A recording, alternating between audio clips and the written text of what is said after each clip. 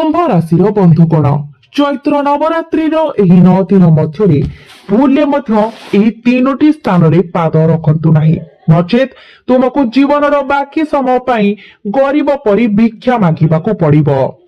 ଏପରିକି ଆପଣଙ୍କୁ ଜେଲ ଦଣ୍ଡ ମଧ୍ୟ ଭୋଗିବାକୁ ପଡିପାରେ। ତୁମେ ନିଜକୁ ଦିନକୁ 2 ଥର ଖାଦ୍ୟ ପାଇଁ ମଧ୍ୟ ଆକୁଳ ଅନୁଭବ କରିବ। ଦିବ୍ୟ ମାତାଙ୍କ କ୍ରୋଧ ତୁମର ସମଗ୍ର ପରିବାର ଉପରେ ପଡିବ, କାରଣ ଏହି ଚୈତ୍ର ନବରାତ୍ରି ସମୟରେ ଛାୟାଗ୍ରହ ରାହୁ ତୁମକୁ ଏକ କଠୋର ଚେତାବନୀ ଦେଉଛି।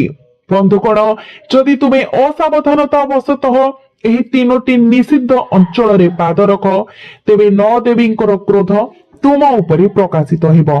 ତୁମର ସମସ୍ତ ଉପବାସ ଏବଂ ତୁମର ସମସ୍ତ ସଞ୍ଚିତ ପୁଣ୍ୟ କାର୍ଯ୍ୟ ନିରର୍ଥକ ହୋଇଯିବ। ଏହା ବ୍ୟତୀତ ତୁମର ସମସ୍ତ ସମୃଦ୍ଧି, 7 ଜନ୍ମ ଧରି ତୁମର ପରିଶ୍ରମର ଫଳ ଏବଂ ତୁମର ଘରେ ବାସ କରୁଥିବା ମା ଲକ୍ଷ୍ମୀ ସିଧାସଳଖ ସେହି ଶତ୍ରୁର ଭଣ୍ଡାରରେ ପ୍ରବାହିତ ହେବ, ଯେ ତୁମର ପତନକୁ ଅପେକ୍ଷା କରିଛି। ତୁମର ଥରେ ଆନନ୍ଦମୟ ଏବଂ ସମୃଦ୍ଧ ଜୀବନ ଏକ ଜୀବନ୍ତ ନର୍କରେ ପରିଣତ ହେବ। ତୁମେ ପ୍ରତ୍ୟେକ ଖାଦ୍ୟ ଏବଂ ପ୍ରତ୍ୟେକ ଟଙ୍କା ପାଇଁ ଭିକ୍ଷା ମାଗି ଘର ଘର ବୁଲିବାକୁ ବାଧ୍ୟ ହେବ। ଦିନ ରାତି ପରିଶ୍ରମ କରି ତୁମେ ଯେଉଁ ଟଙ୍କା ରୋଜଗାର କରୁଛ, ତାହା ଗୋଟିଏ ମୁହୂର୍ତ୍ତ ପାଇଁ ମଧ୍ୟ ତୁମ ହାତରେ ରହିବ ନାହିଁ, ବରଂ ପ୍ରତ୍ୟେକ ଟଙ୍କା କୋର୍ଟ, ଆଇନଗତ ଲଢେଇ ଏବଂ ହସ୍ପିଟାଲର ଅତ୍ୟଧିକ ବିଲ୍ ପାଇଁ ପାଣି ପରି ଚାଲିଯିବ। ତୁମର ପ୍ରତିଶ୍ରୁତିବଦ୍ଧ ପ୍ରୟାସ ଭାଙ୍ଗି ପଡିବ ଏବଂ ତୁମର ଅଟକି ରହିଥିବା ପ୍ରକଳ୍ପ ଗୁଡିକ ଏପରି ଦୁଃଖଦ ପରିଣାମ ପାଇବ ଯେ ତୁମେ ନିଜେ ବୁଝିପାରିବ ନାହିଁ ଯେ ହଠାତ୍ ତୁମ ଉପରେ କଣ ଘଟୁଛି। ଏହା ଏପରି ଅନୁଭବ ହେବ ଯେପରି ତୁମର ଜୀବନ ଏବଂ ତୁମର ପିଲାମାନଙ୍କର ଭବିଷ୍ୟତ ଉପରେ ଏକ ଦୁଷ୍ଟ ଅନ୍ଧକାର ଅଭିଶାପ ଦିଆଯାଇଛି, ଯେପରି କେହି ତୁମର ଭାଗ୍ୟକୁ ଶ୍ମଶାନକୁ ଟାଣି ନେଇଛି ଏବଂ ସେଠାରେ ଭାରି ଲୁହା ଶିକୁଳିରେ ବାନ୍ଧି ଦେଇଛି। ତୁମର ହତାଶାରେ ତୁମେ ବିଭିନ୍ନ ପ୍ରତିକାର ଚେଷ୍ଟା କରିବ। ତୁମେ ଜଣେ ଜ୍ୟୋତିଷ ଏବଂ ଆଧ୍ୟାତ୍ମିକ ଗୁରୁଙ୍କ ଠାରୁ ଅନ୍ୟ ଜଣଙ୍କ ପାଖକୁ ବୁଲିବ।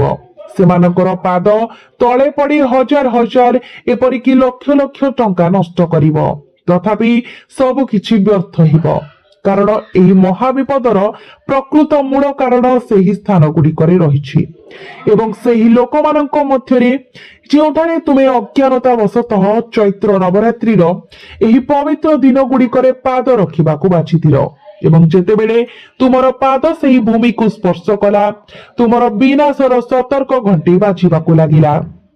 ତୁମର ଏକଦା ଉଜ୍ଜଳ ଭାଗ୍ୟ ରାତାରାତି ଦୁର୍ଭାଗ୍ୟ ଏବଂ ଘୋର ଦାରିଦ୍ର୍ୟରେ ପରିଣତ ହେବ। ତୁମର ସୌଭାଗ୍ୟ ସମ୍ପୂର୍ଣ୍ଣ ଦୁଃଖରେ ପରିଣତ ହେବ। ତେଣୁ ସେହି 6ଟି ଅଶୁଭ ସ୍ଥାନ ଏବଂ ସେହି ବିଷାକ୍ତ ବ୍ୟକ୍ତିମାନେ କିଏ, ଯାହାଙ୍କ ସହିତ ଆମେ କୌଣସି ପରିସ୍ଥିତିରେ ଭୁଲରେ ମଧ୍ୟ ଚୈତ୍ର ନବରାତ୍ରିର ଏହି 9 ଦିନ ମଧ୍ୟରେ କୌଣସି ସମ୍ପର୍କ ରଖିବା ଉଚିତ ନୁହେଁ। ଆଜିର ଭିଡିଓରେ ଗୁରୁଜୀ ଆପଣଙ୍କୁ ଏହି ବିଷୟରେ ବିସ୍ତୃତ ସୂଚନା ପ୍ରଦାନ କରିଛନ୍ତି। ଏହିଥର ବିପଦ 1000 ଗୁଣ ବଢି ଯାଇଛି, କାରଣ ଏହି ଚୈତ୍ର ନବରାତ୍ରିର ସମସ୍ତ ସମୟ ମଧ୍ୟରେ ଭ୍ରାମ୍ୟପୂର୍ଣ୍ଣ ରାହୁ ତୁମ ଉପରେ ତାଙ୍କର ବକ୍ର ଏବଂ ଦୁଷ୍ଟ ଦୃଷ୍ଟି ପକାଇବାକୁ ଯାଉଛନ୍ତି। ରାହୁ ତୁମର ପଞ୍ଚମ ଭାବରେ ଭ୍ରମଚାଲ ବୁଣୁଛି, ସେହି ଘରଟି ଯାହା ତୁମର ଆର୍ଥିକ, ତୁମର ସବୁଠାରୁ ଗୁରୁତ୍ୱପୂର୍ଣ୍ଣ ଭାବରେ ତୁମର ଉଜ୍ଜଳ ଭବିଷ୍ୟତ, ତୁମର ଶିକ୍ଷା ଏବଂ ତୁମର ପିଲାମାନଙ୍କୁ ନିୟନ୍ତ୍ରଣ କରେ। ଏହି କ୍ଷେତ୍ରରେ ତୁମକୁ ସହଜରେ ଶୁଭ ଫଳ ଦେବା ପାଇଁ ରାହୁର କୌଣସି ଉଦ୍ଦେଶ୍ୟ ନାହିଁ, ବରଂ ସେ ତୁମ ଜୀବନରେ କେବଳ ସଙ୍କଟ ଏବଂ ଜଟିଳତା ଆଣିବାକୁ ଚାହୁଁଛି। ଆପଣଙ୍କୁ ଅତ୍ୟନ୍ତ ସତର୍କ ରହିବାକୁ ପଡେ ଏବଂ ପ୍ରତ୍ୟେକ ସମ୍ଭବ ଉପାୟରେ ଆପଣଙ୍କର କର୍ମ ଏବଂ ଆପଣଙ୍କର ଧର୍ମକୁ ସୁଦୃଢ କରିବାକୁ ପଡିବ। ଯଦି ଆପଣ ନିଜକୁ ସୁରକ୍ଷିତ ରଖିବାରେ ସଫଳ ହୁଅନ୍ତି, ତେବେ ନ୍ୟାୟର ବିତରକ ଏବଂ କର୍ମ ଫଳଦାତା ଭଗବାନ ଶନି ସ୍ୱୟଂ ମାତା ଭବାନୀଙ୍କ ସହିତ ଆପଣଙ୍କ ଜୀବନକୁ ଏପରି ସୁଖ ଏବଂ ଅସୀମ ଧନ ପ୍ରଦାନ କରିବେ ଯେ ରାହୁ କିମ୍ବା କୌଣସି ଶତ୍ରୁ କେବେ ବି ଆପଣଙ୍କ ଠାରୁ ସେହି ଆନନ୍ଦ ଛଡାଇ ନେଇପାରିବେ ନାହିଁ। ତଥାପି ଗୁରୁଜୀ ଆଜି ଆପଣଙ୍କୁ ଏକ ଚେତାବନୀ ଦେବାକୁ ଚାହାନ୍ତି। ସେ ଆପଣଙ୍କୁ ହାତ ଯୋଡି ସତର୍କ କରାଇବାକୁ ଚାହାନ୍ତି। ତଦାରଖ କରି ମଧ୍ୟ ଏହି 6ଟି ନିର୍ଦ୍ଦିଷ୍ଟ ସ୍ଥାନ ପରିଦର୍ଶନ କରନ୍ତୁ ନାହିଁ, ନଚେତ୍ ଆପଣଙ୍କ ଭଲ କାର୍ଯ୍ୟ ଦ୍ୱାରା ଆପଣ ଯେଉଁ ସମସ୍ତ ଆଧ୍ୟାତ୍ମିକ ପୁଣ୍ୟ ସଂଗ୍ରହ କରିଛନ୍ତି ତାହା ଗୋଟିଏ ମୁହୂର୍ତ୍ତରେ ଗୁରୁତର ପାପରେ ପରିଣତ ହେବ। ଆପଣ ପୁଣ୍ୟ କାର୍ଯ୍ୟ ବ୍ୟର୍ଥ ହୋଇଯିବ ଏବଂ ଆପଣଙ୍କ ମାନସିକ ସନ୍ତୁଳନ ସମ୍ପୂର୍ଣ୍ଣ ଭାଙ୍ଗିଯିବ।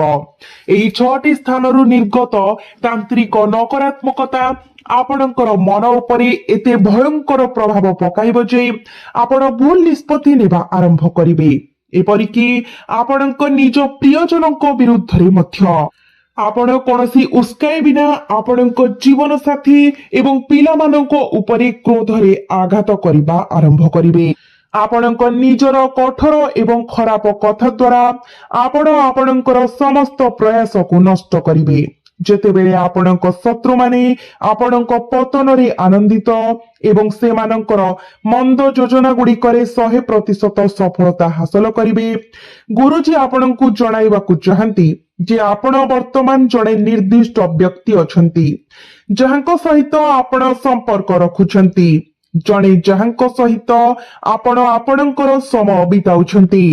ତଥାପି ଏହି ବ୍ୟକ୍ତିଙ୍କ ସାହାଯ୍ୟ ଏବଂ ପ୍ରଭାବ ଆପଣଙ୍କୁ ଏପରି ଏକ ସ୍ଥାନକୁ ନେଇଯିବ ଯେଉଁଠାରୁ ଆପଣଙ୍କର ସମ୍ପୂର୍ଣ୍ଣ ବିନାଶର ଗଣନା ଆରମ୍ଭ ହେବ।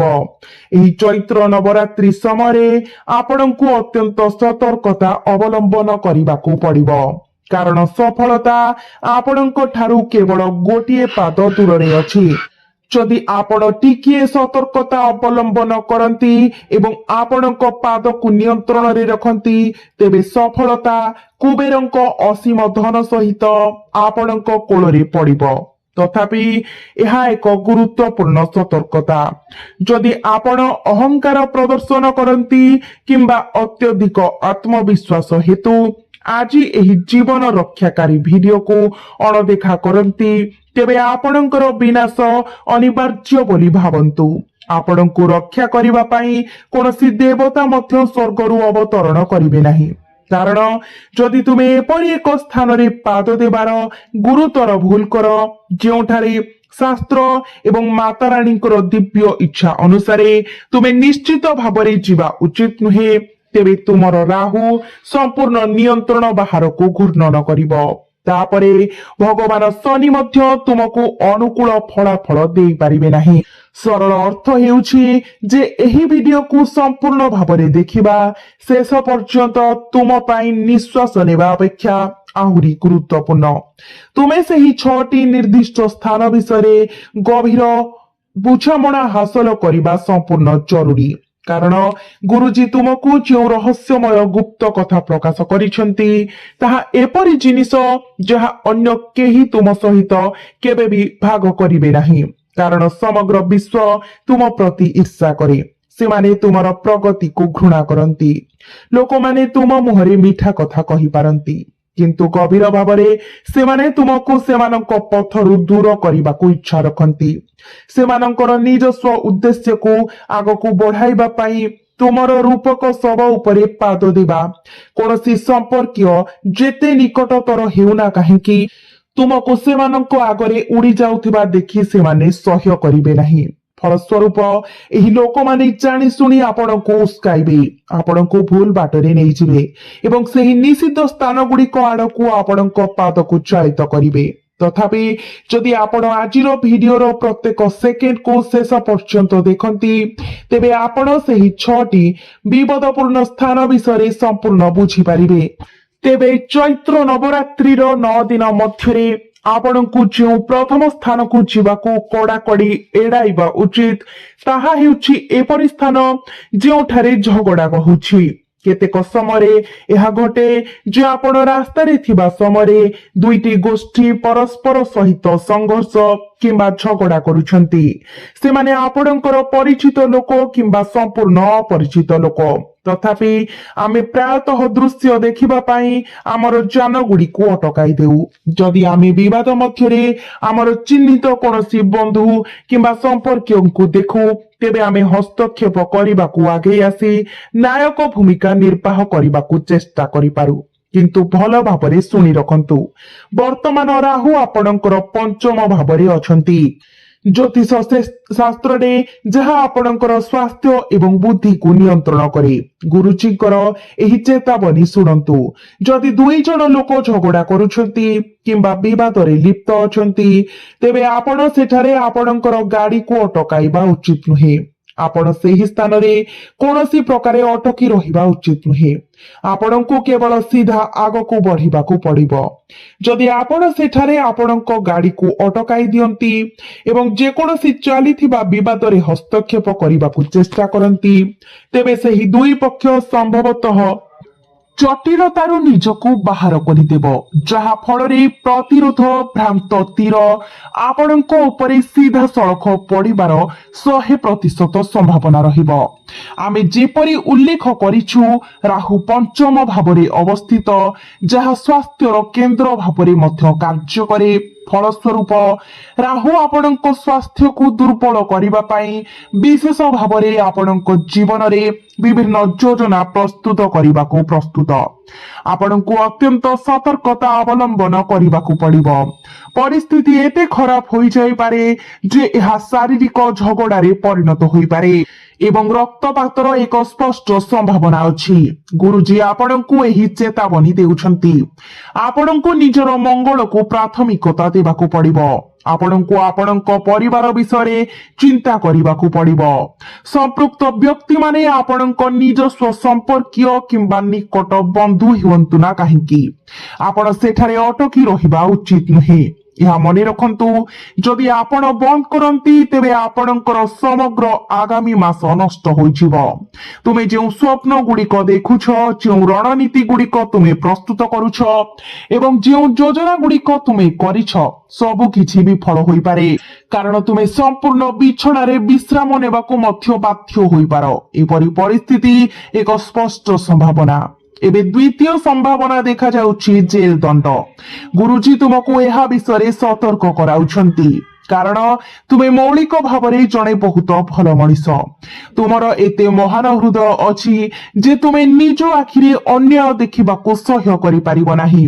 କେତେକ ସମୟରେ ତୁମେ କେବଳ ତୁମର ପ୍ରିୟଜନଙ୍କ ପାଇଁ ନୁହେଁ, ବରଂ ଅପରିଚିତ ଲୋକଙ୍କ ପାଇଁ ମଧ୍ୟ ଲଢିବାକୁ ଇଚ୍ଛୁକ।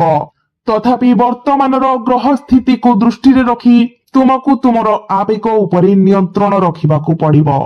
ତୁମର ଭାବନା ଦ୍ୱାରା ନିଜକୁ ଭାସି ଯିବାକୁ ଦେବା ଅପେକ୍ଷା ତୁମେ ନିଜ ହାତରେ ପରିସ୍ଥିତିକୁ ବିଚକ୍ଷଣତା ଏବଂ ଆତ୍ମନିୟନ୍ତ୍ରଣ ସହିତ ପରିଚାଳନା କରିବାକୁ ପଡିବ।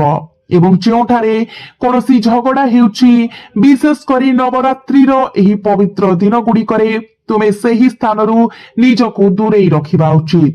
ନଚେତ୍ ତୁମେ ଏପରି ଏକ ଜଞ୍ଜାଳରେ ଫସିଯିବ ଯେ ଲଢୁଥିବା ଦୁଇ ଜଣ ବ୍ୟକ୍ତି ବନ୍ଧୁ ହୋଇଯିବେ, ଯେତେବେଳେ ତୁମେ ତୁମର ଭବିଷ୍ୟତ କାରାଗାର ପଛରେ ବିତାଇବ। ଏବେ ଦ୍ୱିତୀୟ ସ୍ଥାନ ହେଉଛି ଅଶୁଦ୍ଧତା ଦ୍ୱାରା ବର୍ଣ୍ଣିତ ଯେକୌଣସି ପରିବେଶ, ବିଶେଷ କରି ଯେଉଁଠାରେ ମାଂସ, ମାଛ, ଅଣ୍ଡା କିମ୍ବା ମଦ୍ୟପାନ କରାଯାଉଥାଏ। ବର୍ତ୍ତମାନ ଏହି ବର୍ଣ୍ଣନା ସହିତ ମେଳ ଖାଉଥିବା ବ୍ୟକ୍ତିମାନଙ୍କ ପାଇଁ ଦ୍ୱିତୀୟ ଆହୁରି ଅଶୁଭ ସ୍ଥାନ ପ୍ରକାଶ କରିବାର ସମୟ ଆସିଛି, ଯେଉଁଠାରେ ତୁମର ଉପସ୍ଥିତି ମୃତ୍ୟୁ କିମ୍ବା ସମ୍ପୂର୍ଣ୍ଣ ବିନାଶର ତୁରନ୍ତ ବିପଦ ସୃଷ୍ଟି କରେ। ତୁମେ ଆହୁରି ସୂଚନା ପାଇବାକୁ ଯାଉଛ, ଯାହା ଆକର୍ଷଣୀୟ ଏବଂ ଗମ୍ଭୀର। ଯେହେତୁ ତୁମେ ଏପର୍ଯ୍ୟନ୍ତ ଭିଡିଓଟି ଦେଖି ସାରିଛ, ଏହାକୁ ଅସମ୍ପୂର୍ଣ୍ଣ ଛାଡ଼ିବାର ଭୁଲ କର ନାହିଁ। ଏହି ଭିଡିଓକୁ ଶେଷ ପର୍ଯ୍ୟନ୍ତ ଦେଖ। ସେହି ସ୍ଥାନ ଆପଣଙ୍କୁ କଡାକଡି ଭାବରେ ଏପରି କୌଣସି ଘର କିମ୍ବା ସ୍ଥାନକୁ ଯିବାକୁ ଏଡାଇବାକୁ ପଡିବ, ଯେଉଁଠାରେ ଲୋକମାନେ ମାଂସ ରାନ୍ଧନ୍ତି, ତାମସିକ ଅପବିତ୍ର ଖାଦ୍ୟ ଖାଆନ୍ତି, ମଦ୍ୟପାନ କରନ୍ତି। ଏହାକୁ ଅତ୍ୟନ୍ତ ଧ୍ୟାନର ସହିତ ଶୁଣ। ଚୈତ୍ର ନବରାତ୍ରିର 9 ଦିନ ହେଉଛି ସମ୍ପୂର୍ଣ୍ଣ ସାତ୍ବିକତା ଏବଂ ପବିତ୍ରତାର ଦିନ। ଉପରୋକ୍ତ ସମସ୍ତ ଜିନିଷ ତାମସିକ ଏବଂ ଆସୁରିକ ପ୍ରବୃତ୍ତି ବର୍ଗରେ ଆସେ। ଯେଉଁଠାରେ ଏପରି ଜିନିଷ ପ୍ରସ୍ତୁତ କରାଯାଏ, ଯେଉଁ ଘରେ ଏପରି ଅପବିତ୍ର ଖାଦ୍ୟ ପ୍ରଥା ପ୍ରଚଳିତ ହୁଏ, ଦେବତା କିମ୍ବା ମାତାରାଣୀ କେବେ ବି ସେଠାରେ ବାସ କରିବେ ନାହିଁ। ଭଗବାନ ସେହି ବ୍ୟକ୍ତିଙ୍କ ଠାରୁ ଗୋଟିଏ ବି ଭୋଗ ଗ୍ରହଣ କରିବେ ନାହିଁ, ଯାହାଙ୍କ ହାତ କିମ୍ବା ଯାହାଙ୍କ ଘର ମାଂସ ରାନ୍ଧିବା କିମ୍ବା କାଟିବା ସହିତ ଜଡ଼ିତ। ଏପରି ବ୍ୟକ୍ତି ତାଙ୍କ ଘରେ ଯେତେ ବିଶାଳ ମନ୍ଦିର ନିର୍ମାଣ କରନ୍ତି କିମ୍ବା ସେମାନେ ଯେତେ ଉତ୍ସାହର ସହିତ ଈଶ୍ୱରଙ୍କୁ ପୂଜା କରନ୍ତି, ସବୁ କିଛି ସମ୍ପୂର୍ଣ୍ଣ ବ୍ୟର୍ଥ। ଏବେ ଧରିନେବା ଯେ ଏହି ବ୍ୟକ୍ତି ଆପଣଙ୍କ ଭାଇର ସମ୍ପର୍କୀୟ କିମ୍ବା ଅଫିସ ସହକର୍ମୀଙ୍କର ଜଣେ ଅତି ନିକଟତର ବନ୍ଧୁ ଏବଂ ଆପଣ ପ୍ରାୟତଃ ତାଙ୍କ ଘରକୁ ଯାଆନ୍ତି। ସେ ଆପଣଙ୍କୁ ଚା ପାଇଁ ନିମନ୍ତ୍ରଣ କରିଥିଲେ କିମ୍ବା ଆପଣ ତାଙ୍କ ସହିତ କୌଣସି ଜରୁରୀ ବିଷୟ ଉପରେ ଆଲୋଚନା କରିବାକୁ ଚାହିଁଥିଲେ। ଯଦି ସେହି ଘରର ରୋଷେଇ ଘରେ ମାଂସ ରନ୍ଧା ହେଉଛି କିମ୍ବା ମଦ ରଖାଯାଇଛି, ତେବେ ଏହା ବୁଝନ୍ତୁ ସେହି ଘରେ କେବଳ ଭୂତ ଆତ୍ମା, ଦୁଷ୍ଟ ଶକ୍ତି ଏବଂ ଅଭାବ ବାସ କରେ। ଏହା ବ୍ୟତୀତ ଏହା ହେଉଛି 99% ଲୋକ କରୁଥିବା ଗୁରୁତ୍ୱପୂର୍ଣ୍ଣ ଭୁଲ। ଆପଣଙ୍କୁ କେବଳ ଏପରି ସ୍ଥାନ ଗୁଡିକୁ ଏଡାଇ ରହିବା ଉଚିତ ନୁହେଁ, ବରଂ ଏହି 9 ଦିନ ମଧ୍ୟରେ ଏହି ଅପବିତ୍ର ଏବଂ ତାମସିକ ପଦାର୍ଥ ସେବନ କରୁଥିବା ବ୍ୟକ୍ତିମାନଙ୍କ ସହିତ ସମ୍ପର୍କ ରଖିବାରୁ ମଧ୍ୟ ନିବୃତ୍ତ ରହିବା ଉଚିତ। ଧରନ୍ତୁ ଆପଣଙ୍କର ଜଣେ ଅତ୍ୟନ୍ତ ନିକଟତର ବନ୍ଧୁ ଅଛନ୍ତି ଯିଏ ଆପଣଙ୍କ ସାମ୍ନାରେ ମଦ୍ୟପାନ କରୁଛନ୍ତି କିମ୍ବା ମାଂସ ଏବଂ ଅଣ୍ଡା ଖାଉଛନ୍ତି। ଯଦି ତୁମେ ନିଜକୁ କୁହ ମୁଁ ଏହା ଖାଉନାହିଁ, ମୁଁ ଉପବାସ କରୁଛି, ମୁଁ ପବିତ୍ର ରହୁଛି, ମୁଁ କେବଳ ତାଙ୍କ ପାଖରେ ବସିଛି, ତେବେ ଶୁଣନ୍ତୁ, ଏହା ତୁମର ସବୁଠାରୁ ବଡ଼ ଭୁଲ ଅଟେ ଏବଂ ସବୁଠାରୁ ବିପଦପୂର୍ଣ୍ଣ ଭୁଲ ଧାରଣା। ଦାନବୀର ଏବଂ ତାମସିକ ପ୍ରବୃତ୍ତି ଏକ ସଂକ୍ରାମକ ରୋଗ ପରି ବ୍ୟାପିଯାଏ। ଯଦି ତୁମେ ଏପରି ଲୋକଙ୍କ ସହିତ ମିଶିବ, ସେମାନଙ୍କ ସହିତ ବସିବ କିମ୍ବା ଗୋଟିଏ ଟେବୁଲରେ ଭୋଜନ କରିବ, ତେବେ ସେମାନଙ୍କର ତାମସିକ କାର୍ଯ୍ୟର ପାପ ଏବଂ ସେମାନଙ୍କର ଅଶୁଦ୍ଧତାର ଅଦୃଶ୍ୟ ତରଙ୍ଗ ନିଶ୍ଚିତ ଭାବରେ ତୁମକୁ ମଧ୍ୟ ପ୍ରଭାବିତ କରିବ। ଗୁରୁଜୀ ତୁମକୁ ଏକ ଚେତାବନୀ ଦେଉଛନ୍ତି। ଚୈତ୍ର ନବରାତ୍ରିରେ ଅତ୍ୟନ୍ତ ସତର୍କତା ଅବଲମ୍ବନ କରିବାକୁ ଅନୁରୋଧ କରୁଛନ୍ତି। ଆମେ ଭଲ କାର୍ଯ୍ୟ କରୁ, ଆମେ ଗରିବଙ୍କୁ ଦାନ କରୁ, ଆମେ ଉପବାସ ପାଳନ କରୁ। ଏହି କାର୍ଯ୍ୟ ଗୁଡିକ ଆମର ସଂଗୃହୀତ ଆଧ୍ୟାତ୍ମିକ ଗୁଣକୁ ପ୍ରତିଫଳିତ କରେ। ତଥାପି ନବରାତ୍ରି ଦିନ ଗୁଡିକରେ ଏପରି ତାମସିକ ପରିବାରକୁ ଯିବା କିମ୍ବା ଏପରି ବ୍ୟକ୍ତିମାନଙ୍କ ସହିତ ରହିବା ଦ୍ୱାରା ଆମେ କଠିନ ପରିଶ୍ରମ କରି ଅର୍ଜିତ ସମସ୍ତ ଆଧ୍ୟାତ୍ମିକ ଗୁଣ ହ୍ରାସ ପାଏ। ଏହାକୁ ପାଉଁଶ କରିଦିଏ। କାରଣ ଏପରି ସ୍ଥାନ ଗୁଡିକରେ ଅଶୁଦ୍ଧ ପରିବେଶ ଏବଂ ନକାରାତ୍ମକତାର ପ୍ରଭାବ ତୁମର ମନକୁ ମେଘୁଆ କରିବା ଆରମ୍ଭ କରେ। ଏବେ ତୃତୀୟ ସ୍ଥାନ, ଗୁପ୍ତ କଳା ଏବଂ ନକାରାତ୍ମକ ଲୋକଙ୍କର ବାସସ୍ଥାନ, ଏକ ଗୁରୁତର ବିପଦ। ତୃତୀୟ ଏବଂ ସବୁଠାରୁ ଗୁରୁତ୍ୱପୂର୍ଣ୍ଣ ଚେତାବନୀ ହେଉଛି ଚୈତ୍ର ନବରାତ୍ରିର 9 ଦିନ ମଧ୍ୟରେ ତୁମେ କୌଣସି ପରିସ୍ଥିତିରେ ଏପରି ବ୍ୟକ୍ତିଙ୍କ ଘରେ ପାଦ ରଖିବା ଉଚିତ ନୁହେଁ ଯେଉଁମାନେ ତନ୍ତ୍ର ମନ୍ତ୍ର, ଗୁପ୍ତ ବିଧି ଅଭ୍ୟାସ କରନ୍ତି, କଳା ଯାଦୁରେ ଲିପ୍ତ ହୁଅନ୍ତି କିମ୍ବା ଏହି କଳାରେ ଅତ୍ୟଧିକ ଆଗ୍ରହ ରଖନ୍ତି। ଏହା ସେହି ସମ୍ପର୍କୀୟ ମାନଙ୍କ ପାଇଁ ମଧ୍ୟ ପ୍ରଯୁଜ୍ୟ ଯେଉଁମାନେ ତୁମର ମୁହଁକୁ ମଧୁର କିମ୍ବା ଗଭୀର ଭାବରେ ତୁମ ପ୍ରତି ପାଗଳ ଭାବରେ ଈର୍ଷାରେ ଜଳି ଯାଆନ୍ତି। ଭଲ ଭାବରେ ଶୁଣି ରଖନ୍ତୁ, ନବରାତ୍ରିର ସମୟ ହେଉଛି ଯାଦୁକର ଏବଂ ତାନ୍ତ୍ରିକ ମାନଙ୍କ ପାଇଁ ଆଧ୍ୟାତ୍ମିକ ଶକ୍ତି ସିଦ୍ଧି ପ୍ରାପ୍ତ କରିବାର ସବୁଠାରୁ ଗୁରୁତ୍ୱପୂର୍ଣ୍ଣ ସମୟ। ଯେଉଁମାନେ ଛୋଟ ଯାଦୁ ଅଭ୍ୟାସ କରନ୍ତି ଏବଂ ଅନ୍ୟମାନଙ୍କ ପ୍ରତି ଈର୍ଷା ରଖନ୍ତି, ସେମାନଙ୍କ ଘରେ ଏହି 9 ଦିନ ମଧ୍ୟରେ ତୀବ୍ର ନକାରାତ୍ମକ ଏବଂ ଅନ୍ଧକାର ଶକ୍ତି ଅତ୍ୟନ୍ତ ସକ୍ରିୟ ରହିଥାଏ। ଏପରି ଲୋକମାନେ ଅନ୍ୟମାନଙ୍କର ସମୃଦ୍ଧି ଏବଂ ସୌଭାଗ୍ୟ ଚୋରି କରିବାକୁ ପ୍ରସ୍ତୁତ ହୋଇ ଅପେକ୍ଷା କରି ବସିଥାନ୍ତି। ଯଦି ଆପଣ ଏପରି କୌଣସି ସମ୍ପର୍କୀୟ କିମ୍ବା ବନ୍ଧୁଙ୍କ ଘରକୁ ଯାଆନ୍ତି କିମ୍ବା ସେମାନଙ୍କ ହାତରୁ ଗୋଟିଏ ଧୂଳି ମଧ୍ୟ ଗ୍ରହଣ କରନ୍ତି, ତେବେ ସେଠାରେ ଲୁଚି ରହିଥିବା ଅନ୍ଧକାର ସତ୍ତା ତୁରନ୍ତ ଆପଣଙ୍କର ଆଭା ଉପରେ ଲାଗିଯିବ ଏବଂ ଆପଣଙ୍କୁ ଆପଣଙ୍କ ଘରକୁ ଫେରାଇ ଆଣିବ। ଏବଂ ବିପଦ କେବଳ ସେମାନଙ୍କ ଘରକୁ ଯିବା ପର୍ଯ୍ୟନ୍ତ ସୀମିତ ନୁହେଁ। ଏହି 9 ଦିନ ମଧ୍ୟରେ ଏପରି ନକାରାତ୍ମକ ଏବଂ ଈର୍ଷାଳୁ ବ୍ୟକ୍ତିମାନଙ୍କୁ ଆପଣଙ୍କ ନିଜ ଘରର ଦ୍ୱାର ଦେଶ ପାର କରିବାକୁ ଦିଅନ୍ତୁ ନାହିଁ। ସେମାନେ ମିଠା କଥା କହି ଆପଣଙ୍କ ଘରକୁ ଆସିବେ। ସେମାନେ ଆପଣଙ୍କ ପ୍ରାର୍ଥନା କକ୍ଷକୁ ଘୋର ଦୃଷ୍ଟିରେ ଚାହିଁବେ ଏବଂ ଆପଣଙ୍କ ପରିବାର ଦେବତା ଅର୍ଥାତ୍ କୁଳ ଦେବାଦେବୀଙ୍କୁ ସେମାନଙ୍କର ଦୂଷିତ ଦୃଷ୍ଟି ସହିତ ବାନ୍ଧିବାକୁ ଚେଷ୍ଟା କରିବେ। ଏପରି ବ୍ୟକ୍ତିଙ୍କ ଠାରୁ 100 କୋଶ ଦୂରରେ ରୁହନ୍ତୁ, ନଚେତ୍ ସେମାନେ ଆପଣଙ୍କର ସମସ୍ତ ପୂଜାର ଆଧ୍ୟାତ୍ମିକ ଫଳ ଚୋରି କରିନେବେ। ଚତୁର୍ଥ ସ୍ଥାନ ହେଉଛି ଅତ୍ୟନ୍ତ ହତାଶା, ବିବାଦ, କଳହ ଏବଂ ଅଶାନ୍ତିରେ ପରିପୂର୍ଣ୍ଣ ଏକ ଘର, ଦୁଃଖର ଘର। ଚତୁର୍ଥ ଭୟଙ୍କର ସ୍ଥାନ, ଯାହା ଆପଣଙ୍କୁ ସର୍ବଦା ଆପଣଙ୍କ ସମୃଦ୍ଧିରୁ ବଞ୍ଚିତ କରିବ। ଏପରି ଏକ ଘର ଯେଉଁଠାରେ ସବୁବେଳେ ବିବାଦ ଲାଗି ରହିଥାଏ। ଏହା ଏପରି ଏକ ସ୍ଥାନ ଯେଉଁଠାରେ ଲୋକମାନେ ପ୍ରତ୍ୟେକ ସାମାନ୍ୟ କଥାକୁ ନେଇ ପରସ୍ପର ଉପରେ ଗାଳି ଗୁଲଜ କରନ୍ତି ଏବଂ ଯେଉଁଠାରେ ଶୋକ, ଅଭାବ ଏବଂ ଗଭୀର ହତାଶାର ପରିବେଶ ଦିନର 24 ଘଣ୍ଟା ଘୋରି ହୋଇ ରହିଥାଏ।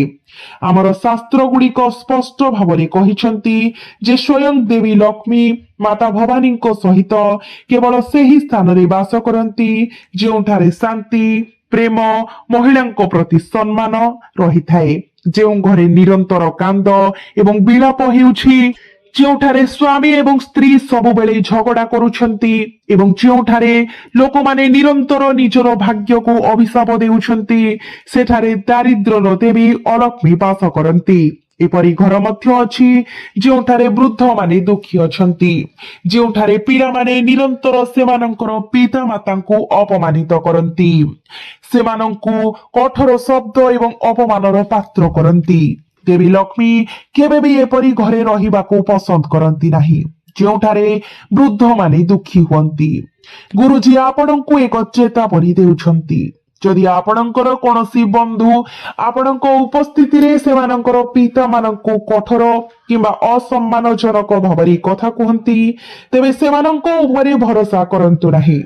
ଯେଉଁ ବ୍ୟକ୍ତି ମୌଖିକ ଭାବରେ ସେମାନଙ୍କର ପିତାମାତାକୁ ଗାଳି ଦିଅନ୍ତି, ଯେଉଁମାନେ ଈଶ୍ୱରଙ୍କ ସଦୃଶ ଜଣେ ଧାର୍ମିକ ମଣିଷ ହୋଇପାରିବେ ନାହିଁ, ଯଦି ଚୈତ୍ର ନବରାତ୍ରିର ଉପବାସ ପାଳନ କରିବା କିମ୍ବା ପୂଜା କରିବା ସମୟରେ ଆପଣ ତୀବ୍ର ନକାରାତ୍ମକତା ଏବଂ ହତାଶାରେ ପରିପୂର୍ଣ୍ଣ ଘରକୁ ଯାଆନ୍ତି, ତେବେ ସେଠାରେ ଥିବା ଅବସାଦ ଏବଂ ଦାରିଦ୍ର୍ୟ ଆପଣଙ୍କ ଭିତରେ ପ୍ରବେଶ କରିବ। ଆପଣଙ୍କର ନିଜ ମନ ଭାରି ହୋଇଯିବ। ଆପଣ ଅଯୌକ୍ତିକ ଭାବରେ କ୍ରୋଧିତ ହେବା ଆରମ୍ଭ କରିବେ ଏବଂ ମତଭେଦ ଆପଣଙ୍କ ନିଜ ଘର ଭିତରେ ଫୁଟି ଉଠିବ। ଯଦି ଆପଣ ଆପଣଙ୍କର ସକାରାତ୍ମକ ଶକ୍ତିକୁ ସଂରକ୍ଷଣ କରିବାକୁ ଚାହାନ୍ତି, ତେବେ ଏହି 9 ଦିନ ମଧ୍ୟରେ ଆପଣଙ୍କୁ ଏପରି ଦୁଃଖୀ ଏବଂ କଳହପୂର୍ଣ୍ଣ ପରିବାର ଠାରୁ ସମ୍ପୂର୍ଣ୍ଣ ଦୂରରେ ରହିବାକୁ ପଡିବ। ଯଦି ଆପଣ କୌଣସି ସ୍ଥାନକୁ ଯିବାକୁ ଚାହୁଁଛନ୍ତି, ତେବେ ଏପରି ସ୍ଥାନ ଗୁଡିକୁ ଯାଆନ୍ତୁ ଯେଉଁଠାରେ ଲୋକମାନେ ପରସ୍ପରର ମଙ୍ଗଳ କାମନା କରିବା ପାଇଁ ଏକାଠି ହୁଅନ୍ତି, ଯେଉଁଠାରେ ପ୍ରତ୍ୟେକ ଦିନ ପବିତ୍ର ସାତ୍ବିକ ଖାଦ୍ୟ ପ୍ରସ୍ତୁତ କରାଯାଏ। ମନ୍ଦିର ପରିଦର୍ଶନ କରନ୍ତୁ, ଗୋଶାଳା ପରିଦର୍ଶନ କରନ୍ତୁ। ଯଦି ଆପଣ ଏପରି ନକାରାତ୍ମକ ସ୍ଥାନ ଗୁଡିକୁ ପ୍ରବେଶ କରନ୍ତି, ତେବେ ନବରାତ୍ରି ସମୟରେ ଆପଣ ବିନାଶ ବ୍ୟତୀତ ଆଉ କିଛି ପାଇବେ ନାହିଁ। ପଞ୍ଚମ ସ୍ଥାନ, ଯାହା ଆପଣ ଏଡ଼ାଇବା ଉଚିତ, ତାହା ହେଉଛି ଶ୍ମଶାନ ଘାଟ କିମ୍ବା ମୃତ୍ୟୁ ପରେ ଶୋକ ପାଳନ କରୁଥିବା ଘର। ପଞ୍ଚମ ସ୍ଥାନ, ଏହି 9 ଦିନ ମଧ୍ୟରେ ଆପଣଙ୍କୁ ସମ୍ପୂର୍ଣ୍ଣ ଭାବରେ ଏଠାକୁ ଯିବା ଉଚିତ ନୁହେଁ। ଯେକୌଣସି ଶ୍ମଶାନ ଭୂମି କିମ୍ବା ଶୋକ ସ୍ଥଳ ଯେଉଁଠାରେ ମୃତ୍ୟୁ ସମ୍ପ୍ରତି ଘଟିଛି, ଧ୍ୟାନ ଦେଇ ଶୁଣ। ଚୈତ୍ର ନବରାତ୍ରିର 9 ଦିନ ମାତାରାଣୀଙ୍କର ଦିବ୍ୟ ଅବତରଣକୁ ଚିହ୍ନିତ କରେ। ଏହା ସମ୍ପୂର୍ଣ୍ଣ ଭାବରେ ଜୀବନ, ଶକ୍ତି ଏବଂ ସକାରାତ୍ମକତାର ଉତ୍ସବ। ଏହି 9 ଦିନ ମଧ୍ୟରେ ଅଘରୀ ଏବଂ ତାନ୍ତ୍ରିକ ମାନେ ଅନ୍ଧକାର, କଳା ଏବଂ ଗୁପ୍ତ ଶକ୍ତିରେ ଦକ୍ଷତା ହାସଲ କରିବା ପାଇଁ ଶ୍ମଶାନରେ ବସିଥାନ୍ତି। ଏହି ସମୟ ମଧ୍ୟରେ ଶ୍ମଶାନ ଭୂମି ଏବଂ ଶ୍ମଶାନ ମଧ୍ୟରେ ନକାରାତ୍ମକ ଶକ୍ତି ଏବଂ ଭ୍ରମଣକାରୀ ଆତ୍ମା ସେମାନଙ୍କର ସର୍ବୋଚ୍ଚ ସୀମାରେ ଥାଏ। ଯଦି ଏହି 9ଟି ପବିତ୍ର ଦିନରେ ଆପଣ ଏକ ଶବଯାତ୍ରାରେ ଯୋଗ ଦିଅନ୍ତି, ଶ୍ମଶାନ ଭୂମିରେ ପାଦ ଦିଅନ୍ତି କିମ୍ବା ଏପରି ଏକ ଘରକୁ ଯାଆନ୍ତି ଯେଉଁଠାରେ ମୃତ୍ୟୁ ଘଟିଛି, ଏକ ସ୍ଥାନ ଯାହା ବର୍ତ୍ତମାନ ଶୋକର ରୀତି ଅଧୀନରେ ଅଛନ୍ତି, ତେବେ ସେହି ସ୍ଥାନର ତୀବ୍ର ନକାରାତ୍ମକ ଏବଂ ଦୁଃଖଦାୟକ ଶକ୍ତି ତୁରନ୍ତ ଆପଣଙ୍କର ଆଭା ସହିତ ସିଧାସଳଖ ଲାଗି ରହିବ। ମାତାରାଣୀ ଶୋକ ଏବଂ ମୃତ୍ୟୁ ସ୍ଥାନରୁ ନିଜକୁ ଦୂରରେ ରଖନ୍ତି। ଯଦି ଆପଣ ଉପବାସ କିମ୍ବା ପୂଜା କରିବା ସମୟରେ ଏପରି ସ୍ଥାନକୁ ଯାଆନ୍ତି, ତେବେ ଆପଣଙ୍କର ସମସ୍ତ ଆଧ୍ୟାତ୍ମିକ ପ୍ରୟାସ ମୁହୂର୍ତ୍ତକରେ ନିଷ୍ଫଳ ହୋଇଯିବ। ଗୁରୁଜୀ ଆପଣଙ୍କୁ ଏକ ଚେତାବନୀ ଦେଉଛନ୍ତି। ଯଦି ମୃତ ବ୍ୟକ୍ତି ଜଣେ ଅତି ନିକଟ ସମ୍ପର୍କୀୟ କିମ୍ବା ରକ୍ତ ସମ୍ପର୍କୀୟ ହୋଇନଥାନ୍ତି, ତେବେ ଆପଣଙ୍କୁ ଶ୍ମଶାନ ଭୂମି କିମ୍ବା ଚୈତ୍ର ନବରାତ୍ରିର ଏହି 9 ଦିନ ମଧ୍ୟରେ ମୃତ୍ୟୁ ଘଟିଥିବା ଯେକୌଣସି ଘରକୁ କଡାକଡି ଯିବାରୁ ରକ୍ଷା କରିବାକୁ ପଡିବ। ଷଷ୍ଠ ଏବଂ ସବୁଠାରୁ ବିପଦପୂର୍ଣ୍ଣ ସ୍ଥାନ ହେଉଛି ପ୍ରକୃତରେ ଏକ ମରଣର ଗୃହ। କ୍ରସର ଏବଂ ଟି ସଂଯୋଗରେ କରାଯାଉଥିବା ଶକ୍ତିଶାଳୀ ଏବଂ ଦୂଷିତ ରୀତିର ଏକ ସ୍ଥାନ। ଏବେ ଗୁରୁଜୀ ଆପଣଙ୍କୁ ଏହି ଷଷ୍ଠ ସ୍ଥାନର ବିବରଣୀ ପ୍ରକାଶ କରିବାକୁ ଯାଉଛନ୍ତି ଏବଂ ଯଦି ଆପଣ ଏହି ଷଷ୍ଠ ସ୍ଥାନ ସମ୍ବନ୍ଧୀୟ ଚେତାବନୀକୁ ଧ୍ୟାନ ନ ଦିଅନ୍ତି ତେବେ ପୂର୍ବ ପାଞ୍ଚଟି ସ୍ଥାନ ବିଷୟରେ ଚେତାବନୀ ଶୁଣିବା ସମ୍ପୂର୍ଣ୍ଣ ବ୍ୟର୍ଥ ହୋଇଯିବ। ଅତ୍ୟନ୍ତ ଗମ୍ଭୀରତାର ସହିତ ଆମର କଥାକୁ ଶୁଣନ୍ତୁ, କାରଣ ଏହି ଷଷ୍ଠ ସ୍ଥାନ ହିଁ ପ୍ରତି ମାସରେ ଏବଂ ବିଶେଷ କରି ନବରାତ୍ରି ସମୟରେ ଆପଣଙ୍କର ବିନାଶ ଆଣିଥାଏ। ଆପଣ ହୁଏତ ଏହା ଅନେକ ଥର ଅନୁଭବ କରିଛନ୍ତି। ପ୍ରତି ମାସରେ ମୁଁ କିଛି ନୂଆ କରିବାର ସ୍ୱପ୍ନ ଦେଖେ, ତଥାପି ପ୍ରତି ମାସରେ ମୋର ସ୍ୱପ୍ନ ଧୂଳିରେ ପରିଣତ ହୁଏ। ମୁଁ ଟଙ୍କା ରୋଜଗାର କରିବା ପାଇଁ ତେଲ ପ୍ରେସରେ ଷଣ୍ଢ ପରି ଦିନ ରାତି ପରିଶ୍ରମ କରେ, ତଥାପି ଟଙ୍କା କେବେ ବି ମୋ ହାତରେ ରହୁନାହିଁ। ଏହା ଆପଣଙ୍କୁ ଅନୁଭବ ହୁଏ ଯେପରି କେହି ମୋର ଘର, ମୋର ପରିବାର, ମୋର ଆର୍ଥିକ, ମୋର ଚାକିରି ଏବଂ ମୋର ବ୍ୟବସାୟ ସବୁ କିଛି ଉପରେ ଏକ ବନ୍ଧନ ସୃଷ୍ଟି କରିଛି। ଯଦି ଆପଣ ଏପରି ଭାବୁଛନ୍ତି ତେବେ ଆପଣ ସମ୍ପୂର୍ଣ୍ଣ ଭାବରେ 100% ଠିକ, କାରଣ ପ୍ରତି ମାସର ଆରମ୍ଭରେ ଏବଂ ବିଶେଷ କରି ନବରାତ୍ରି ସମୟରେ ଆପଣ ଏକ ଗୁରୁତର ଭୁଲ କରନ୍ତି ଯାହା ଆପଣଙ୍କର ସମ୍ପୂର୍ଣ୍ଣ ମାସକୁ ନଷ୍ଟ କରିଦିଏ। ଏହା ଦାରିଦ୍ର୍ୟତାରେ ବିତାଏ। ଆପଣ କୌଣସି ଟଙ୍କା ସଞ୍ଚୟ କରିପାରନ୍ତି ନାହିଁ। ପ୍ରତ୍ୟେକ ମାସରେ ତୁମେ ନିଜକୁ ହସ୍ପିଟାଲକୁ ଅନବରତ ପରିକ୍ରମା କରିବାକୁ ପଡେ। କେତେବେଳେ ତୁମେ ଅସୁସ୍ଥ ହୋଇପଡ, କେତେବେଳେ ତୁମ ପରିବାରର କୌଣସି ସଦସ୍ୟ ଅସୁସ୍ଥ ହୋଇପଡନ୍ତି। ତୁମର ଜୀବନ ଏତେ ଜଟିଳତାରେ ଫସି ଯାଇଛି ଯେ ତୁମେ ଏହି ବିଶୃଙ୍ଖଳିତ ଚକ୍ରବ୍ୟୁହରୁ କୌଣସି ସମାଧାନ ପାଇପାରୁନାହ, କୌଣସି ଉପାୟ ବାହାର କରିପାରୁନାହ। ତଥାପି ଚୈତ୍ର ନବରାତ୍ରିର ଏହି ପବିତ୍ର ମାସରେ ଆମେ ତୁମକୁ ଯେଉଁ ଷଷ୍ଠ ସ୍ଥାନ ବିଷୟରେ ପ୍ରକାଶ କରିବାକୁ ଯାଉଛୁ, ଯଦି ତୁମେ ସେଠାରେ ପାଦ ରଖିବାରୁ ନିବୃତ୍ତ ରୁହ ଏବଂ ଯଦି ତୁମେ ସେହି ନିର୍ଦ୍ଦିଷ୍ଟ ସ୍ଥାନକୁ କଡାକଡି ପରିଦର୍ଶନ କରିବାରୁ ନିବୃତ୍ତ ରୁହ ତେବେ ନିଶ୍ଚିତ ରୁହ, ପୃଥିବୀର କୌଣସି ଶକ୍ତି ତୁମକୁ ଏହି ନବରାତ୍ରିରେ ସଫଳତା ପାଇବା ପାଇଁ ଏବଂ କୋଟିପତି ହେବାରୁ ରୋକିପାରିବ ନାହିଁ। ଏହି ନବରାତ୍ରି ସମୟରେ ତୁମେ ସଫଳତାର ଏପରି ମାନଦଣ୍ଡ ସ୍ଥାପନ କରିବ ଯେ ତୁମର ସମସ୍ତ ଶତ୍ରୁ ସେଗୁଡ଼ିକୁ ଦେଖି ଈର୍ଷାରେ ଜଳିଯିବେ। ପ୍ରକୃତରେ ଲୋକମାନେ ବିସ୍ମିତ ହୋଇଯିବେ, ବୁଝିପାରିବେ ନାହିଁ ଯେ ତୁମେ ହଠାତ୍ ଏତେ ଆଗକୁ କିପରି ବଢିପାରିଲ। ଆମେ ଏକ ଗଭୀର ଗୁପ୍ତ କଥା କହିବାକୁ ଯାଉଛୁ ଯାହା ଅନ୍ୟ କେହି ତୁମକୁ କହିବେ ନାହିଁ। ତେବେ ବନ୍ଧୁଗଣ, ଷଷ୍ଠ ସ୍ଥାନଟି ହେଉଛି ଯେତେବେଳେ ଆମେ ଏକ ରାସ୍ତାରେ ଯାତ୍ରା କରୁ, ଆମେ ଏକ ଛକ କିମ୍ବା 3 ଛକିଆ ଜାଗା ଦେଖୁ କିମ୍ବା ଏକ ରାସ୍ତା କୋଣର ସମ୍ମୁଖୀନ ହେଉ। ଏପରି ସ୍ଥାନରେ ଆମେ ପ୍ରାୟତଃ ସେଠାରେ ବିଭିନ୍ନ ଜିନିଷ ରଖାଯାଇଥିବାର ଲକ୍ଷ୍ୟ କରୁ। ହୁଏତ ଫଳର ଏକ ଖଣ୍ଡ, ଏକ ସଜା ଯାଇଥିବା ଥାଳି କିମ୍ବା ଲେମ୍ବୁ ଲଙ୍କା ବିଛାଡି ହୋଇ ପଡିଥିବାର। କିଛି ଲୋକ ଏକ କଖାରୁ କିମ୍ବା କରଡିକୁ କାଟି ସେଥିରେ ସିନ୍ଦୁର ଲଗାନ୍ତି ଏବଂ ଏହାକୁ ଏକ ଛକ କିମ୍ବା ସଂଯୋଗର ଠିକ ମଝିରେ ରଖନ୍ତି। ବର୍ତ୍ତମାନ ଯେତେବେଳେ ଆମେ ଏହି ସ୍ଥାନ ଗୁଡିକ ଦେଇ ଯାଉ, ଏହା ସ୍ୱାଭାବିକ ଏବଂ ପ୍ରକୃତରେ ଅନିବାର୍ଯ୍ୟ। ଆମର ଦୃଷ୍ଟି ସେମାନଙ୍କ ଉପରେ ପଡିଥାଏ ଏବଂ ଯେତେବେଳେ ଆମର ଦୃଷ୍ଟି ସେମାନଙ୍କ ଉପରେ ପଡେ ପ୍ରାୟତଃ ଆମ ମନକୁ ନକାରାତ୍ମକତାର ଭାବନା ଆସିଯାଏ, ଯାହା ଆମକୁ ଭାବୁଥାଏ, ଓ ନା, ମୁଁ କିଛି କଳା ଯାଦୁ କିମ୍ବା ରୀତିଗତ ଆକର୍ଷଣ ଦେଖିଛି। ତଥାପି ପ୍ରସଙ୍ଗ କେବଳ ବସ୍ତୁକୁ ଦେଖିବା ନୁହେଁ। ପ୍ରତ୍ୟେକ ଦିନ ହଜାର ହଜାର ଲୋକ ସେହି ସ୍ଥାନ ଦେଇ ଯାଆନ୍ତି। ଗୁରୁତ୍ୱପୂର୍ଣ୍ଣ କଥା ହେଉଛି ଆପଣଙ୍କୁ କେବଳ ନିଶ୍ଚିତ କରିବାକୁ ପଡିବ ଯେ ଆପଣ ଏଥିରେ ସିଧାସଳଖ ପାଦ ଦେବେ ନାହିଁ। ତେଣୁ ବନ୍ଧୁଗଣ, ମୁଁ ଏହି ଭିଡିଓରେ ଆପଣଙ୍କ ସହିତ କିଛି ଗୁରୁତ୍ୱପୂର୍ଣ୍ଣ ସୂଚନା ସେୟାର କରି